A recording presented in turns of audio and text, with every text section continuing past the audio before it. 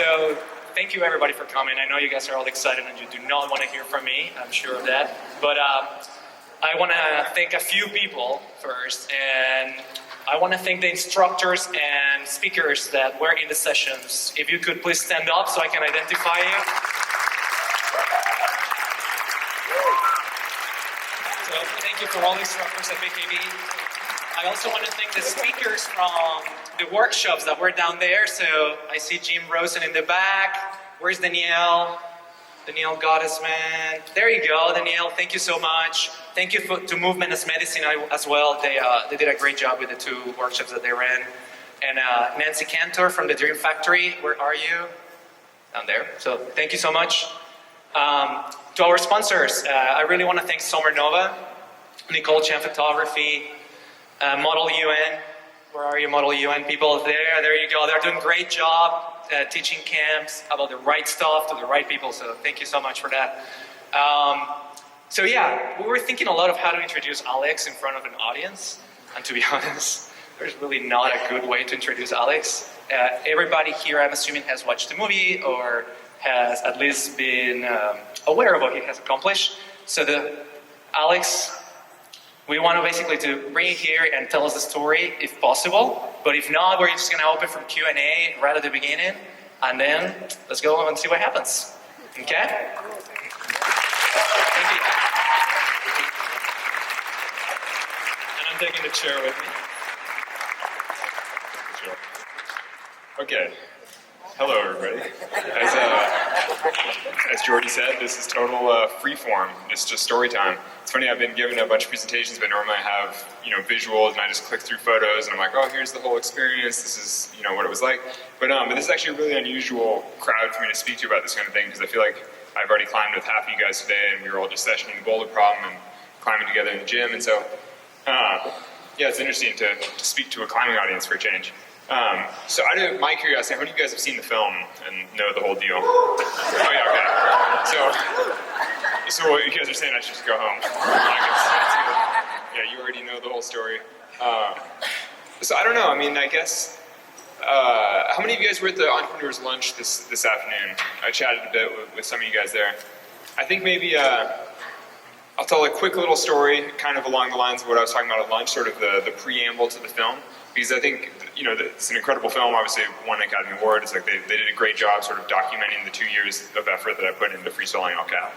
But what the film doesn't show are the 17 years or so of climbing that I had ahead of time that got me to the point where I could look at El Cap and think that it was worth putting in the 2 years of effort to free solo it.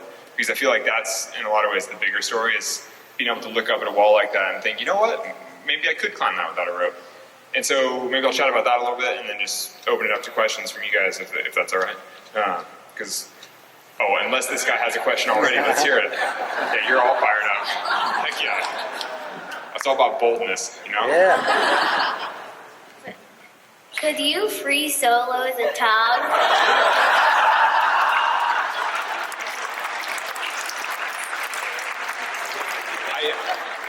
I definitely could, but I prefer to make responsible choices and not avoid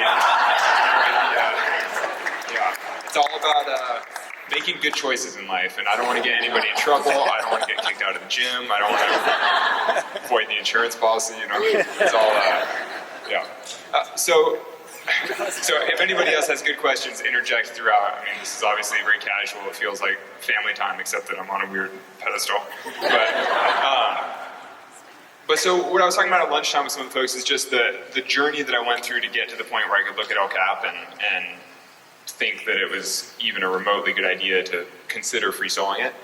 And actually, so I've been touring with the film for the last 6 months or so. So basically since August 28th, I've been doing nonstop events around the film. And for a lot of that was going into theaters and doing question and answer sessions after the film had shown. And people routinely ask about fear and overcoming fear and how do you manage fear. And I think that in a lot of ways, the many years of effort that I put in before climbing El Cap was a lot of that process of managing fear. Because in 2009 or so, when it first occurred to me that maybe I should free solo El Cap, I would look at the wall and I think that is horrifying. It would fill me with deep, deep fear. And for many years after that, every season I would drive in Yosemite thinking, this is the year I'm going to free solo El Cap. And I'd look at it and be like, this is definitely not the year that I'm free soloing El Cap. You know, all it would take is one look at the wall to feel deep fear, like, oh my gosh, I would definitely die up there. And then not even think about it again for the rest of the season. And so, you know, I mean, there are kind of a couple ways that you can manage fear. I mean, one way is to get all psyched up and just go and do the thing that you're afraid of. And I think that works for, you know, jumping into a cold pool, or maybe even jumping off something on skis, you know, like some small feats of you know, overcoming. Or even public speaking. I think you can kind of like get amped up and go up on stage, and then once you're standing here, even if you start to get horrified, you're like, it's too late, you're here, it's happening.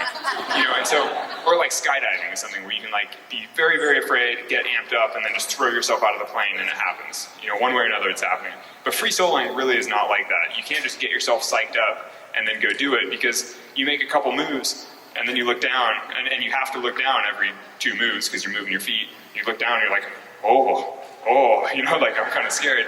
And no matter how amped up you get yourself, you know, once you're halfway up the wall, it's pretty scary. You know, if you don't fundamentally feel comfortable, it is very, very scary.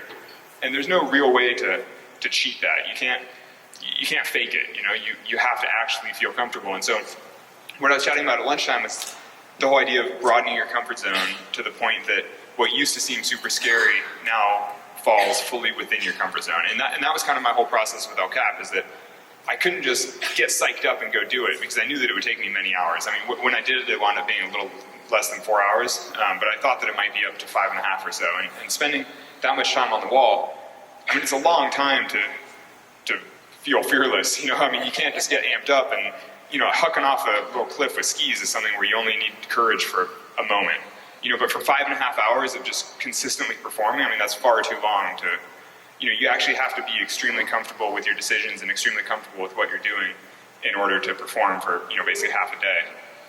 And so the only real way I could fit El Cap within my comfort zone, I guess, was to systematically push myself in different ways. And so, you know, in 2009, let's say, I would look at El Cap and think that's really scary.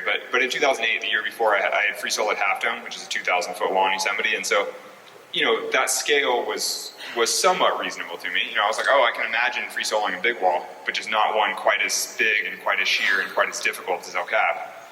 But then over the years, I started chipping away at it, where, you know, one year I'd climb something, you know, easier but a little different, climb something in worse conditions, you know, free solo something in the sun, free solo something a little bit steeper. And I felt like each time, you know, it's kind of like your big bubble of a comfort zone. You're kind of pushing it in tiny little directions. You know, as long as each experience was a little bit harder or a little bit different, it was consistently pushing me. And that even extended beyond free soloing into things like alpinism. Like I've had 3 seasons in Patagonia in southern Argentina, climbing big, big mountains. And some of those are 5,000-foot rock faces. And so when you climb a 5,000-foot wall, and actually I've also had 2 expeditions to Alaska where we were climbing some 5,000-foot rock faces. And they aren't as difficult as El Cap, they aren't as sheer, they're not as good a rock, actually they're really, really bad rock, but at least Alaska's.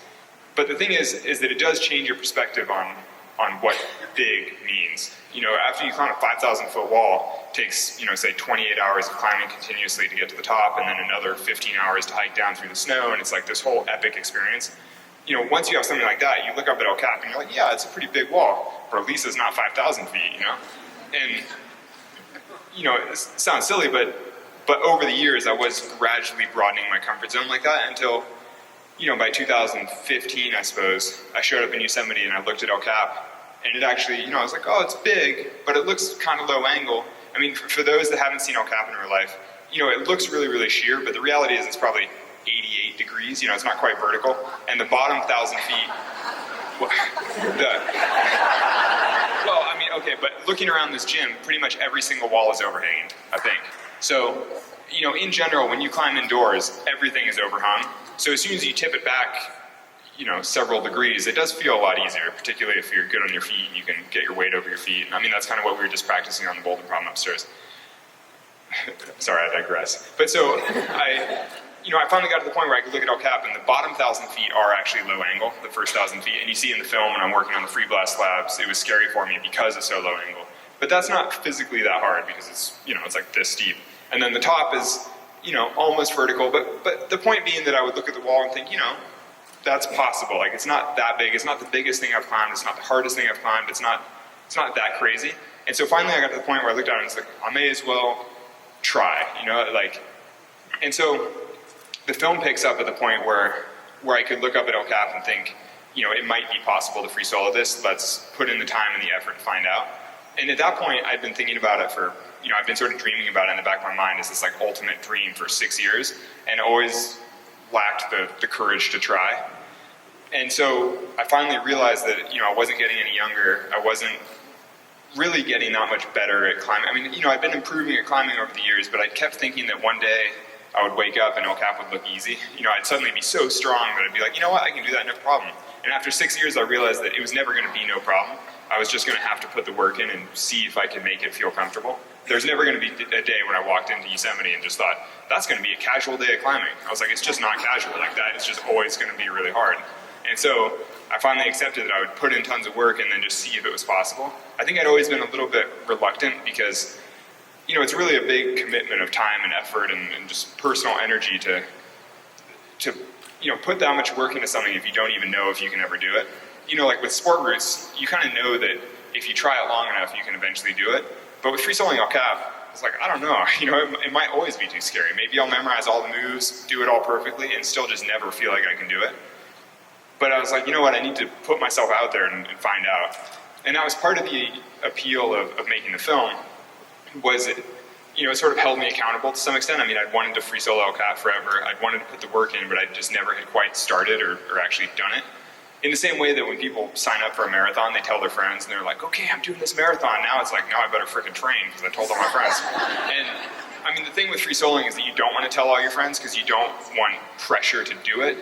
But at the same time, with the film crew, I knew that at least there was sort of helpful pressure. Like, they weren't pressuring me to do it in any way, but at least I had some friends to work with it on, and some people that I could talk to about it. And, because the other thing about El Cap is that the logistics of working on a wall like that are extremely complicated. It takes, a whole day to hike to the top, a whole day to rappel down, and actually it takes 2 hours to hike to the top, but it's like a lot of effort to hike up and rappel down and work on the wall all day. And I knew that I couldn't just devote months of my seasons in Yosemite to just working on this one project without anybody knowing. I kind of needed like a cover story to some extent. So having the film crew involved, having a bit of a story like, oh, we're just shooting this thing for the Park Service, we're just up here on the wall just shooting this thing. It's like, oh, it's a National Geographic thing, we're just up here documenting. But it was kind of enough that it worked, and it was better than me just being up there by myself practicing these moves over and over and over. Anyway, all that to say that the film crew, I mean, I felt like I was sort of harnessing the film crew to further my own end, which was to actually be able to free solo El Cap. And, over the last 7 months, I've gotten tons of questions about the pressure of it, or, were they, did it make the process harder? Like, were they, was it a problem for me? And, obviously there is some pressure involved with the whole film crew following you all the time, particularly in day-to-day life and with my relationship with my girlfriend and things. It's like, it's a little weird having cameras around. But overall, it was my choice to work on the film, and I chose to do it because I thought that it would help me achieve my goal of free soloing El Cap, which, it ultimately did. It was like great success. Anyway, I guess the point to that whole story, I mean, I so rarely just ramble freeform like this. I'm like, I guess to bring it back together is that, I spent, 6 years looking at El Cap thinking it was too scary. And the only way to make it less scary was to go out and do all kinds of other climbs, push myself in all kinds of different ways until my comfort zone was broad enough and wide enough that El Cap sort of fell within it. I couldn't just, get amped up and go free solo El Cap. I had to gradually over time get to the point where I felt comfortable, where El Cap felt normal to me. And that's where the film really picks up. But with that, let's do some questions. Yeah. You talked about acclimatizing. Wait. I think they want the microphone. Yeah. Come on up. She'll go first. So you talked about acclimatizing yourself to the fear, but there's another type of fear, which is the moment where you're on the wall and there's probably this growing sense of panic. How do you deal with that kind of thing, or do you? Yeah. So there can be creeping. So even with enough preparation and practice, there is always the possibility that you start free soloing a route and you get creeping dread, or fear sort of seeping in. And I've certainly had that happen on many climbs throughout my life. And I mean, typically there's nothing really that you can do besides taking a deep breath, composing yourself, and just performing the way you have to. Though I kind of knew that on El Cap, that would be disastrous. I had experienced that enough in the past that I knew that I couldn't have that happen on El Cap. And so I really just over-prepared. I trained super hard, I practiced a lot, and then I just visualized that kind of stuff a lot. I imagined what would it be like. Actually, for those of us who were just upstairs climbing on the boulder problem, I mean, the boulder problem is the hardest part of El Cap. And I would imagine what will it be like if I grab this, if I press up into the thumb press and then get really scared, what happens then? Or like, what happens if my leg starts to shake as I try to switch my feet through? And I would, imagine that, I would think it through. And, not that I would come up with the best answers necessarily, but having thought through every eventuality, every potential thing, I mean, it just means that while I was up there climbing, I felt like I had dealt with it all before. I mean, I think that's kind of the only real way to manage something like that. You just have to imagine the unexpected. You'd mentioned that the film crew was helping keep you accountable and keeping you moving. Like, to some extent, yeah. To some extent. Yeah. And obviously in life, like, you're picking your team, you're picking the people around you to help move you forward. How did you know that the folks in the film crew, either the directors or the cameramen, they were the right team for you in working with them? So almost everybody in the film crew was already a really good friend of mine. So Jimmy Chin, the director, the co-director with his wife, Chai. At the time, I actually didn't know his wife that well, but I figured if Jimmy married her, she must be fine. But Jimmy and I had traveled extensively together. We'd lived together on a boat for 3 weeks. We'd lived together on jeeps in the Sahara for 3 weeks. Like, we'd been all over the world on all these crazy trips. And so, I knew what it was like to work with Jimmy. And also, Jimmy and I worked together in a commercial capacity many times, like shooting a TV commercial, shooting, clothing ads and things like that. So we'd worked together a lot, we'd lived together a lot, and I knew that he was fine. And then he sort of assembled his own team of high-angle cinematographers, like people that can shoot videos on a cliff. And, unsurprisingly, there are only 6 or 7 people that do that at an elite level in the world. And, I've worked with all of them over the years. So, the team that he assembled were all really good friends of mine, many of whom I'd spent months living with. So, they were the people that I would like to spend my time with anyway. And then even more so with the riggers and the monkey, basically people who were doing more of the toiling, like carrying loads up to the top of ropes and things like that. I mean, those are, many of them were my homeless friends. I was like, oh, my buddy James is living in a car and he needs work. It's like, pay him $100 to carry a rope to the top of El Cap. I was like, oh, it's a nice way to share the love in the community in Yosemite. Hi, Alex. When you got to the top of El Cap, you were on the phone with Sonny, and you said you felt like you could cry, but you weren't crying. So I was just wondering when the last time... No. I'm like, I'm crying. I was bawling. When was the last time you cried? We're family. We won't tell anyone. Yeah, we were climbing together earlier. We're tight. No, honestly, I don't totally remember. It's been a really long time. I don't know. Thank you. Yeah, like maybe 5 or 6 years or something. I don't know. And also, I'm getting married this summer to my climbing partner. We wanted to invite you to our wedding. It's June 29th. Please come. You said this summer? It's this summer. We're doing paperless post invites, so if you give me your personal email, I'll shoot you. Can you come? I'll pencil it. We'll see. Tentative. And also, then we're climbing Yosemite later together. Perfect. We're inviting you to that. In the summer. This summer. I know it's going to be hot. It's going to be hot as balls. Go to Tuolumne. It's too hot in Yosemite. Don't go to Yosemite. Don't go to Yosemite. Oh, okay. Yeah, go to Tuolumne. Okay, thank you. Thank you It's so the much. high country. It's I still look Yosemite forward to National seeing Park. you at my wedding. Yeah. It's my favorite kind of question. So I'm a tennis player and a tennis coach. And one of the things that I do after I play a match or one of my students plays a match is first we have the reaction. Like if you've lost, you go through the emotion of losing, or You cry. Yeah. Right. And if you win, you celebrate. And in the film, like we got to see you celebrating, and I think the word you used was delighted. You were just delighted. And then after a tennis match, we analyze it. And so we say, what happened? Where did this go well or go badly? And in the film, I got so much of a sense of the prep, of the different moves that you were planning. And then when the film was over, I was like, I wanted like the post-match analysis. Like what things, after you got over, maybe you didn't get over the delight, but after you had that reaction and shared it, then I'm guessing you go back and you say, wow, I remember this part of the climb or that part of the climb. I'm wondering what kind of thoughts you have along those lines. That's a really interesting question that I haven't really thought about, and I think that that maybe one of the differences between climbing, certainly an experience like free soloing El Cap and tennis, is that after each tennis match, you know that you're fundamentally going to do that same thing again next time. But with El Cap, I probably will never free solo El Cap again, and if I do, it wouldn't be the same route. It would be some different route or some, there'd be something new to it. So, like for example, last summer, Tommy Caldwell and I did the speed record on El Cap.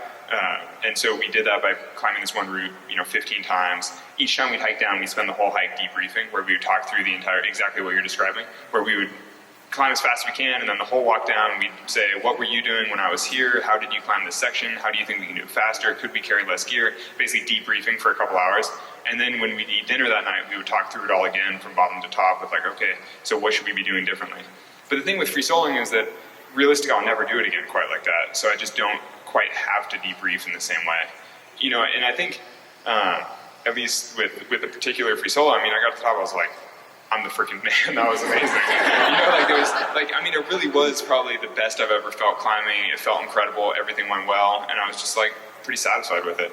And even now, I watch the film and I'm like, oh, that looks pretty freaking good. It really is the thing that I'm most proud of in climbing. And so, I agree that if my goal were, ultimate performance in climbing, yeah, I should obviously break it down and debrief it. I could have climbed a little faster. I could have done a couple things a little better maybe, but I'm like, I don't care, it's fine. But I do try to debrief about all other climbs, basically. All right, thank you. No, thank you. Yeah. So on the crying piece, I'd say the Hallmark Channel Christmas episode is next time for your answer. They get you every time, I'm sure. Your peer group. Can you talk about your peer group a little bit of other climbers? Do you draw strength from them? Do you talk to them? Do you talk to them before, afterwards, and so on? Yeah. Like Tommy Caldwell, in a way, he's not really a peer. He was my childhood hero. He's 7 years older than me, and so I grew up, he was already a professional climber, and, I grew up looking up to him and thinking he was the man. And so, I've been lucky enough to get to climb with many of the best climbers in the world, and it's certainly super inspiring for me. And actually, honestly, I was just thinking about this when we were upstairs working on the boulder problem with the group of all you guys that were trying to boulder. And the thing is, I spend pretty much all my time climbing with people who are better than me. Like, all of my friends are stronger than me in some way. They all sport climb harder than me. Tommy boulders harder than me. Tommy's always been a little bit stronger than me. And so I spend all my time always being the weak guy. And going up and working on the boulder problem, I was like, oh, at least I'm not the weak guy. Like, when you just roll, and not to be douchey, but, I was like, oh, like, it is nice to see that sometimes, because, like, when I train at my home gym with my friends, I'm always the worst. And so, I was like, oh, it's nice that when you just grab a random sampling of climbers in the gym, at least I'm not the worst, I was like, that's satisfying. But I think that's the really important thing about climbing with people who are better than you, that sort of push you in the right way and remind you that there's always room for improvement. Hey, sorry to interrupt the proceedings and these really interesting answers to these questions. I just want to make a quick announcement because we got a call from our property manager, and I want to let you know if you are parked in a fire lane or outside a designated parking spot anywhere on Somerville Avenue, your car is going to be towed. So take a second to think about where you parked, and if you're unsure about whether or not you were supposed to park there, you might want to run and check on your car. I'm done. I was expecting half you guys to get up and run. Oh no. Yeah. Especially in Somerville. I want to say thank you. I think I've been climbing for 25 plus years, and I'm a boulder, so I'm also a ropeless climber, and I'm not a soloist, but like Peter Croft in that sort of vein, we've always thought about El Cap, and it's just like amazing what he did. What I'm really curious about is, aside from soloing and actually kind of climbing related emotional preparedness, and what other ways do you prepare emotionally when you do big things like this? What do you mean exactly?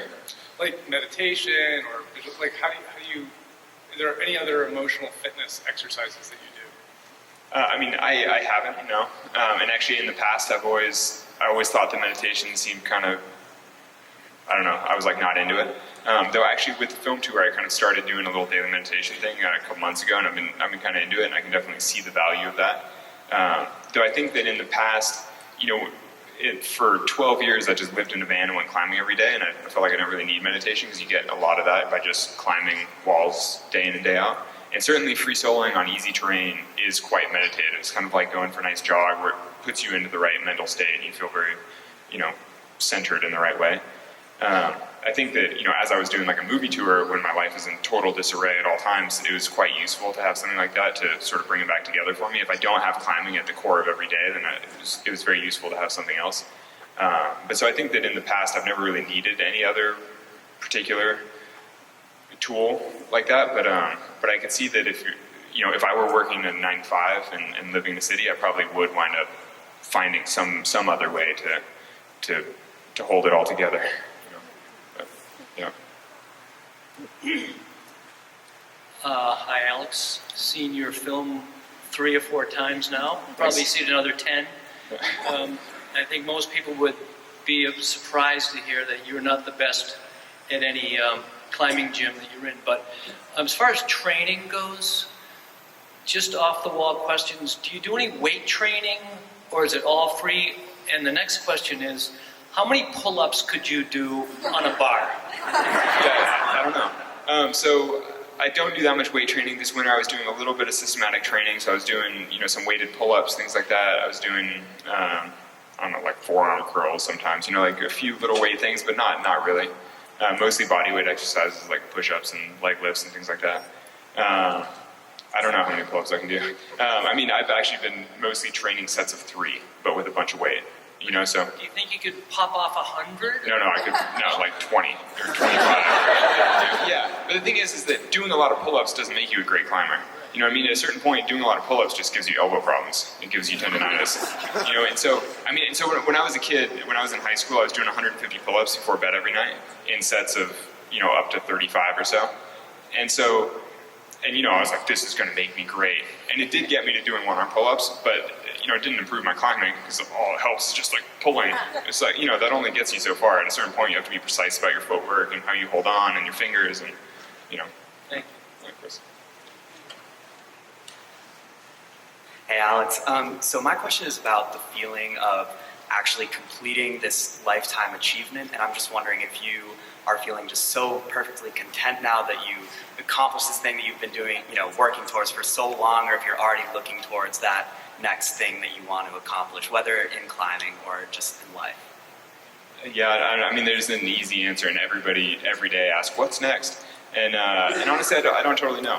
I don't think that there are any particular goals like El Cap in climbing that will ever mean quite as much to me, just because El Cap really hits this sweet spot of, it's almost like a mythic wall, particularly growing up in California, and the historical significance of El Cap and just, the personal significance. When I climbed El Cap for the first time, it was this huge milestone in my climbing. I was like, oh my God, I climbed El Cap in a day. It was a big deal for me.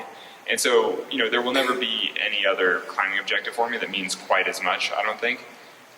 That said, I still want to improve as a climber. I still want to challenge myself as a climber. Like doing the speed record on El Cap with Tommy last year was a perfect example of something different in climbing that's still very meaningful for me. I've been continuing to do work through my foundation, which is also, very meaningful for me and hopefully more useful in the grand scheme of things than going climbing every day. For those that don't know, I have a foundation that supports solar projects around the world. So I've been, that's been a bit of a side project of mine for the last 5 years, but moving forward, it's been taking up more and more of my time. It's like more of my energy. But I don't know. We'll just see. Like, yeah, everyone's, what's next? I'm like, you just gotta see what you get inspired by. I know that's a really underwhelming answer, but it's just, I just don't know. Hey, Alex. I remember you mentioning that you were trying to broaden your experience climbing in different types of terrain all over the world. One of the more extreme examples, I guess, recently was your trip to Antarctica. So I wanted to hear about your preparation for that, which was obviously super different from the big project. Yes. What it was like once you were actually there. Yeah, so to be honest, my training for Antarctica consisted of giving up all other training and eating tons of cookies. So I was like, well, I gotta put on some weight, I gotta thicken up a little bit. And and that wasn't the best way to train for Antarctica. In retrospect, I should have just kept climbing like normal and just not worried about it.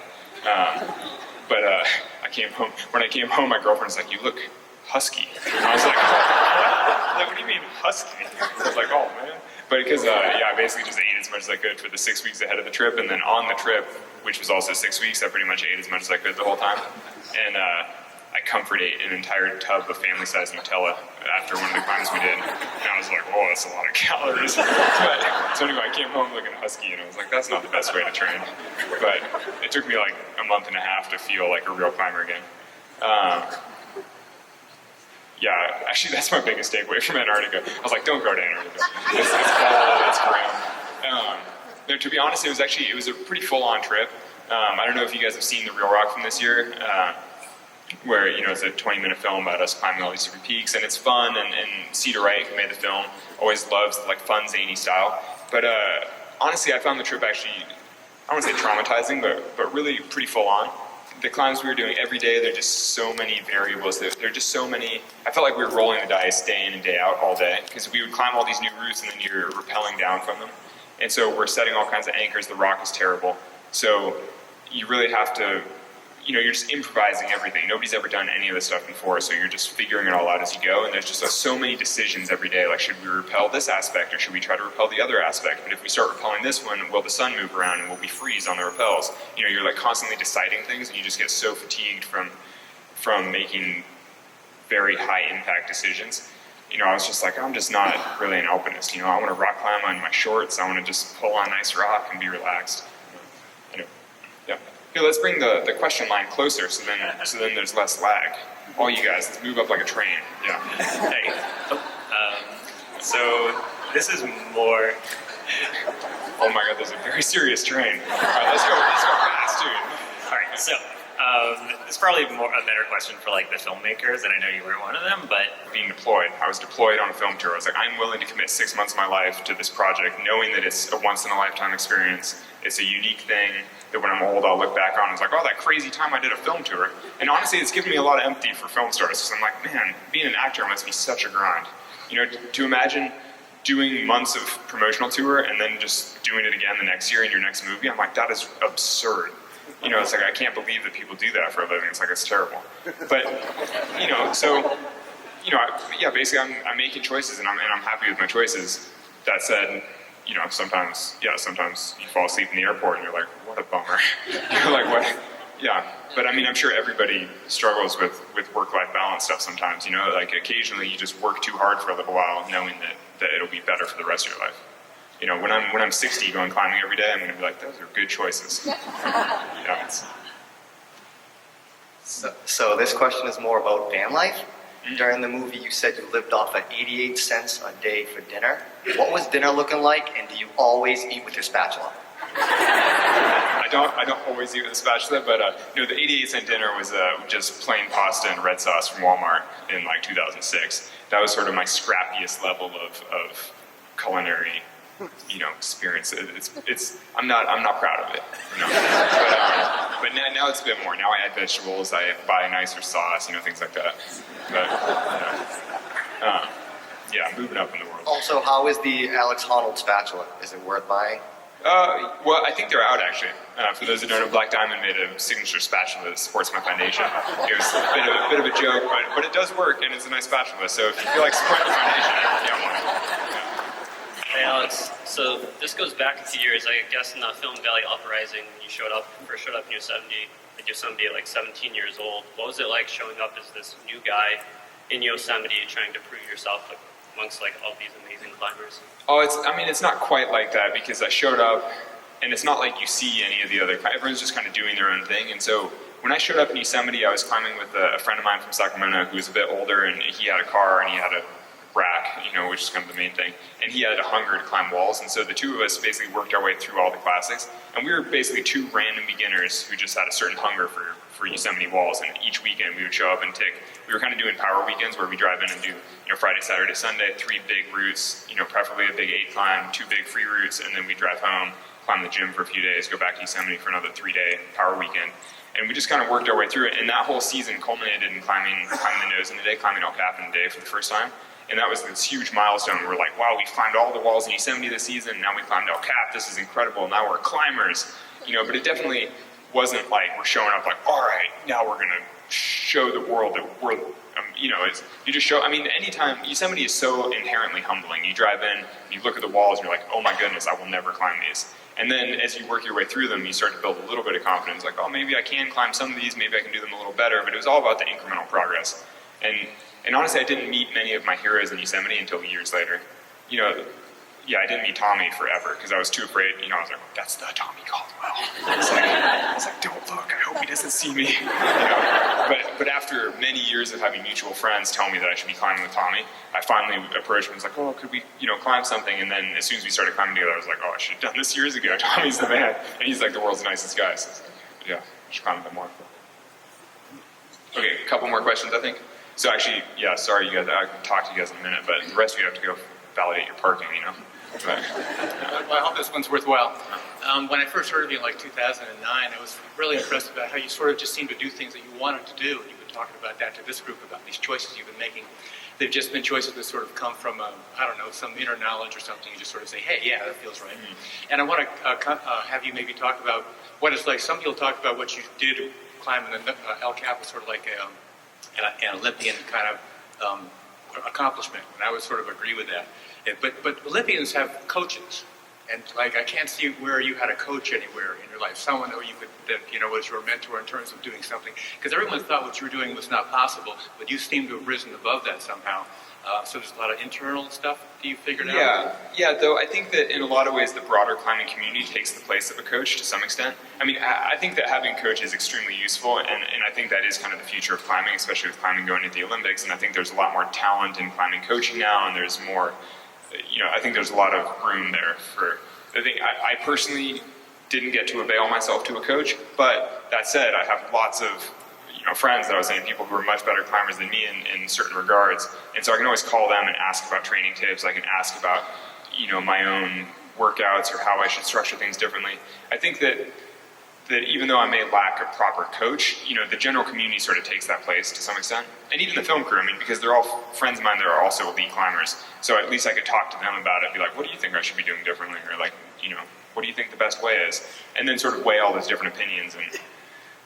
So there really is this value for a coach, I agree. But you must have had a lot of times when you didn't have that, so you would have had to done a lot of your own. I wonder what that felt like for you. Well, at a certain point you just have to, can you do something? Can you do it? The beauty of climbing is that you can test yourself against the objective as much as you want. Whatever it is you're trying to climb is there, and it will stay there, and it won't change, and you can climb it with a rope as many times as you want until you know that you can do it. And so, typically, outside opinions about free soloing are just that you shouldn't do it. That's a bad idea. You shouldn't go free solo. And I'm like, that's fine. That's definitely everybody else's role to encourage me to be safe. I totally appreciate that. I don't mind people telling me to stay safe. That said, if I practice on something and I know that looking at that pink route, I'm 100% sure that I could go free solo that. But I won't. Don't worry. But I'm like, yeah, I definitely can do that. No question. No matter what somebody tells me, I know that I can do that. At some point, you just have to listen to that self-belief. I really appreciate the way you've done all this. Thank you very much. Oh, thank you. All right, maybe last question? Yeah. Hi, Alex. My question's a little bit similar. I was just thinking, from my line of work, and I'm sure a lot of people in this audience, we have office jobs, and to become better at what we do, usually our managers give us development plans, or we're reading books, or doing trainings, and I think just curious for climbing and for climbing El Cap, what kind of preparation, was my development plan? Yeah, what was your development plan, and where did you get the guidance?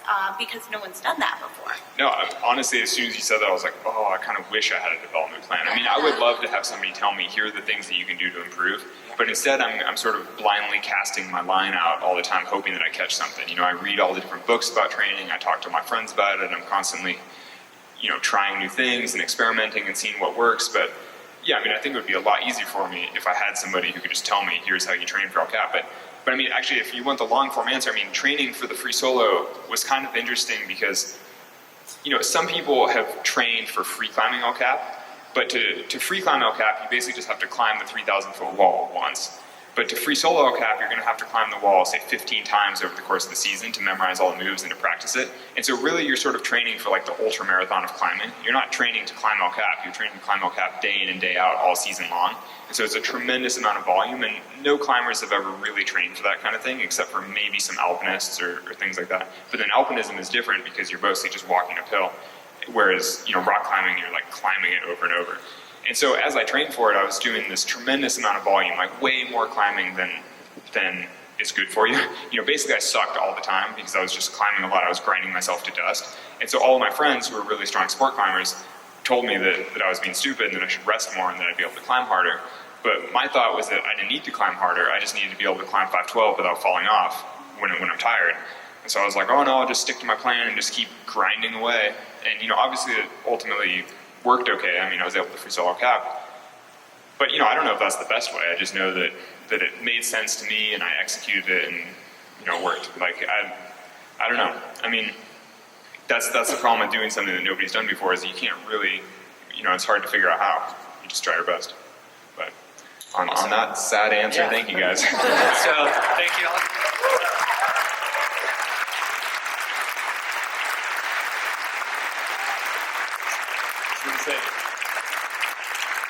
So just a couple of things. I wanted to acknowledge the entire Brooklyn Boulders staff and entire Lexington Wealth management staff for an awesome event. For all of you that want to stick around and climb, it will be doing that until 6 p.m. and after that, pretty much everybody has to stop climbing. I've been told. So yeah, I know Alex has to go very soon, but pretty much if you want to take a picture with Alex, this is kind of like the last spot to do it. So make sure you do it. Thank you again. Cool, thank you guys so much for having me.